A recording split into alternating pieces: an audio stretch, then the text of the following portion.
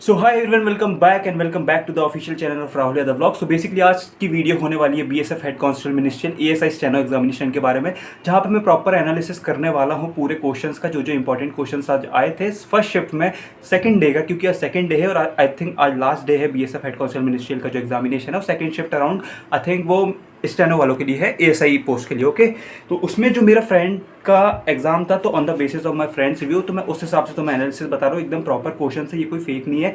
ठीक है, तो मैं तुम्हें बता रहा हूँ, तो वो क्वेश्चन नोट कर लेना जिसकी सेकंड शिफ्ट है, शायद मे भी वहाँ पे कंप्यूटर के वाले क्वेश्चन मिल सकते हैं। जो भी वीडियो देख के जा रहा है, जिनकी 4 बजे से एग्जामिनेशन है, वो ये वीडियो प्रॉपर तरीके से देख ले, एक बार रैपिड रिवीजन कर ले अपने नोट्स का, जो इंपॉर्टेंट कंप्यूटर का, क्योंकि लास्ट टाइम पे तुम ज़्यादा कुछ नहीं कर पाओगे, कंप्यूटर पढ़ पाओगे, एक आध रीजनिंग के क्वेश्चन देख पाओगे जो मैं बता रहा हूँ तुम्हें। तो इंग्लिश की बात हुई थी, तो सॉरी ये मैंने लिख लिया, ये मेरे फ्रेंड ने मुझे बताया था, तो मैंने पूरे लिख लिया उसमें। सो इंग्लिश में पहला आया था भाई सिनोनियम एंटोनियम आ रहे हैं 3 से 4, मुझे वो दिखे थे, उसने बताया। ठीक है, तो पहला जितना उसको याद था तो उतना मैंने लिख लिया है। तो पहला था ट्राइट, इसका सिनोनियम आया था, तो इसके ऑप्शन तो मैंने नहीं याद कर पाया, उसने बताया एक बताया था, तो मैं आपको मीनिंग बताया था। तो इसका मतलब होता है, ट्राइट का मतलब होता है ओवर यूज़, मतलब कोई जो कॉमन चीज़ नहीं होती, मतलब बहुत बार यूज़ घिसी पिटी चीज़ रहती है, तो उस टाइप पे तो इसका सिनोनियम अपन को वहाँ पे बताना था। एंड सेकंड वन एक्नॉलेज का एंटोनियम बताना था।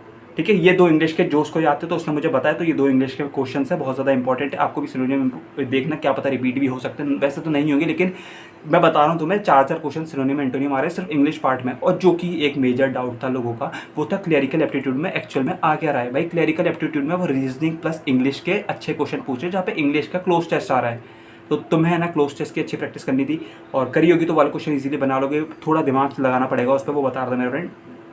एंड कंप्यूटर की बात करते हैं, फिर फिर मैथ्स और इंग्लिश में आएंगे। कंप्यूटर की बात करते हैं, ठीक है। तो कंप्यूटर में भाई शॉर्ट कीज आई थी एमएस एक्सेल से एमएस ऑफिस से। ठीक है, दोनों की शॉर्ट कीज तुम्हें याद होनी चाहिए। और उसने एक बताया था कि एक आई थी ऑल्ट प्लस एफ दबाना, एफ थी की, उसका कुछ ऐसा था, मतलब जितना उसने क्या यही बताया था मुझे, जितना मैंने लिखा है वो था। ठीक है, और शॉर्टकट कीज आई थी, ये तुम्हें याद रखना है।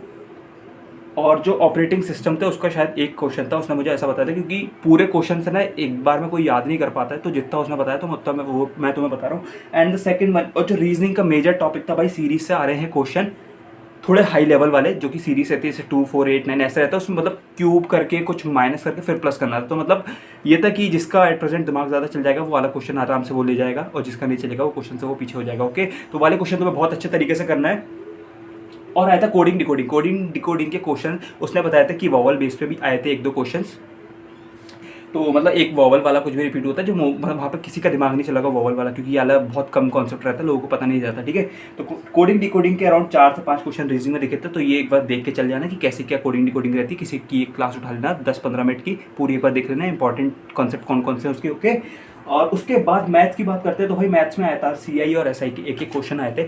और सीआई एसआई का मतलब ऐसा आया था, एक में रेट पूछी थी और एक में वो सम पूछा था कि कुछ रेट दी थी, उसने बताया था एकदम शायद 12% कुछ रेट दी थी, मतलब थोड़ा पॉइंट में वैल्यू थी, तो मतलब डिजिटल सम से तुम इजीली कर सकते थे, अगर तुम्हें डिजिटल सम आता है तो ज़्यादा घूमने की ज़रूरत नहीं थी।